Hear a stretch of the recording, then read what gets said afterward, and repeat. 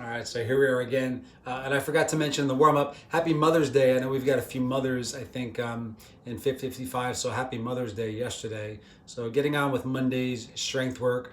You've got two kind of movement clusters, if you will.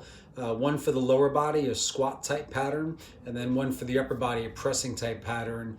And the format is you're going to do those two movements right back to back with minimal rest in between, and then you'll rest a little bit before moving to the opposite pattern. So the two squat type things back to back with the minimal rest a little bit, and then the two pressing things back to back with a minimal rest, and then resting a little bit. And you're gonna do 4 to 5 sets, probably taking 12 to 15 minutes here.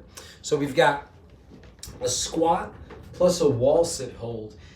Depending on what you have weight-wise, you might hold on to a weight and do these as a goblet squat. Otherwise, they can just be a body weight squat. And I'm gonna sit all the way down, stand all the way up, somewhere between 6 and 8 reps, sitting my hips back into the squat. After I do 6 to 8 reps there, I'm gonna move directly towards the wall and move into this wall sit position. So my feet are under my knees, my back is flat, and we're just holding that spot. When you do the wall sit, the primary spot you should feel it is in the thighs, the front of the thigh. So if the feet are too far back towards you, that's going to remove that. So the feet should be just slightly forward of the knees. So again, 6 to 8 squats, maybe goblet, maybe no weight, maybe sitting to a chair, and then move into that 20-second wall sit. Then you'll rest a little bit. And then we've got your pressing pattern. So it's going to be between 6 and 8 presses and a little bit more volume on a single arm thumbs up shoulder raise, maybe between 8 to 10 there.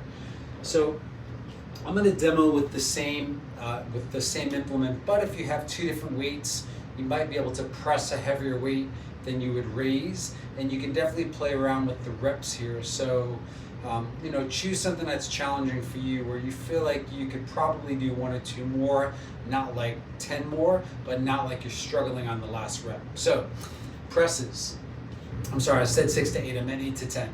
I've got this maple syrup, which is just about 2.5 pounds, and I'm gonna go from the shoulder overhead. So I've got my finger crooked through the handle. I'm gonna do between 8 and 10 presses over there, and then on the same arm, thumb facing away from the body, I bring my arm kind of forward, kind of out to the side for 8 to 10 shoulder raises. If I show from the front here, the arm comes kind of out to the side. So it's not right in front, but it's also not straight out to the side. It's kind of in the middle. 8 to 10 presses, 8 to 10 shoulder raises. You do that on both arms, take a little bit of rest, and then come back in for your squat pattern.